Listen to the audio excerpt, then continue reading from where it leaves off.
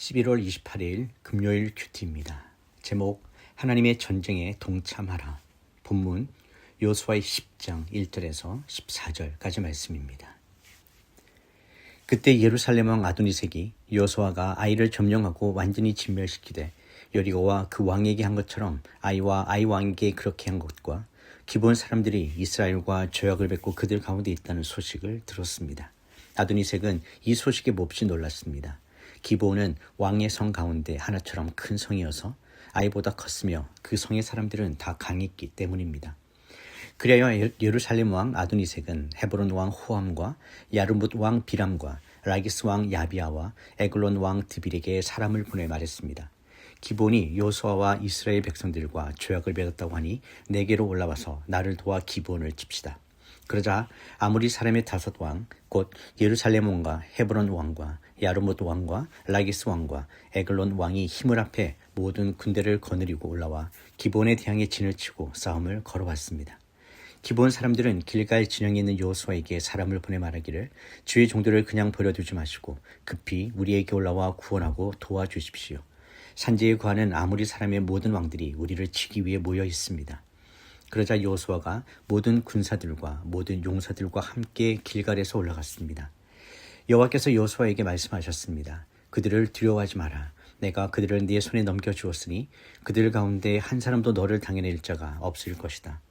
그리하여 여호수아가 길갈에서 밤새워 행군에 가서 불시에 그들에게 들이닥쳤습니다.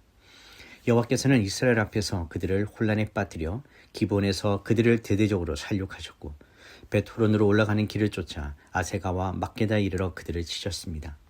또 그들이 이스라엘 앞에서 도망쳐 벳호론으로 내려가고 있을 때 여호와께서 거기서 아세가에 이르기까지 하늘에서 큰 우박을 내리셔서 그들이 죽었습니다. 우박에 맞아 죽은 사람이 이스라엘 군사들의 칼에 죽은 사람보다 더 많았습니다. 여호와께서 아모리 사람을 이스라엘에 넘겨주신 그날에 여호수아는 이스라엘이 보는 앞에서 여호와께 말했습니다. 오 해야 기브온에 그대로 멈춰 있어라.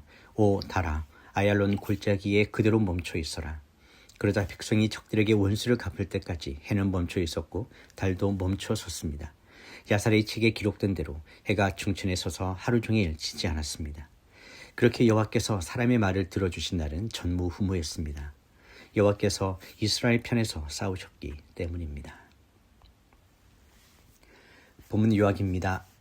기브온이 이스라엘과 화친하자 예루살렘 왕 아도니색을 비롯한 5명의 아모리 왕들이 연합하여 기브온을 공격합니다. 기브온 사람들은 여호수아에게 도움을 요청하고 여호수아는 밤새 올라가 기습합니다. 하나님께서 적군을 혼란케 하시고 큰 우박을 내려 더 많은 적을 죽이십니다. 여호수아가 기도하자 하나님께서 태양과 달을 멈추게 하셔서 전투가 완전히 승리로 끝납니다. 첫 번째 묵상입니다. 하나님의 전쟁에는 하나님의 개입이 있습니다. 여호수아가 기브온의 요청을 받고 즉시 올라간 것은 단순한 동맹의 책임이 아니라 하나님께서 그들을 네 손에 넘겨주었으니 두려워하지 말라는 약속 때문이었습니다.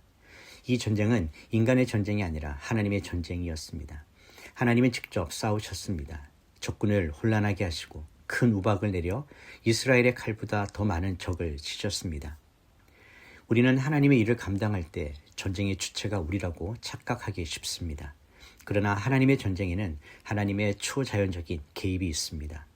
우리가 하나님의 부르심에 순종해 전장에 나갈 때 하나님은 우리가 할 수 없는 일을 행하십니다. 신앙의 싸움에서 중요한 것은 누가 싸우는가가 아니라 누가 주인인가입니다. 하나님께서 싸우시는 전쟁에 우리가 순종으로 동참할 때 하나님은 기적과 같은 방식으로 승리를 이루십니다. 묵상 질문입니다. 나는 나의 싸움을 하나님의 싸움으로 착각하고 있지는 않은지, 또 하나님의 전쟁에 어떻게 동참하고 있는지 돌아보십시다. 두 번째 묵상입니다. 하나님은 믿음의 기도를 통해 역사하십니다. 여호수아는 전투 중에 태양과 달이 멈추기를 기도했습니다. 이는 단순한 시간의 연장의 기도가 아니라 하나님의 뜻을 확신한 믿음의 담대한 기도였습니다. 하나님은 그의 기도에 응답하셔서 태양이 중천에 머물러 하루 종일 지지 않았습니다. 이는 전무후무한 하나님의 역사였습니다. 믿음의 기도는 현실의 한계를 넘어 하나님의 능력을 드러냅니다. 여호수아는 상황이 허락하는 범위 안에서 기도하지 않았습니다. 그는 하나님의 약속을 붙잡고 전쟁의 완전한 승리를 위해 불가능해 보이는 것을 구했습니다. 하나님은 이런 믿음의 기도에 기적적으로 응답하셨습니다.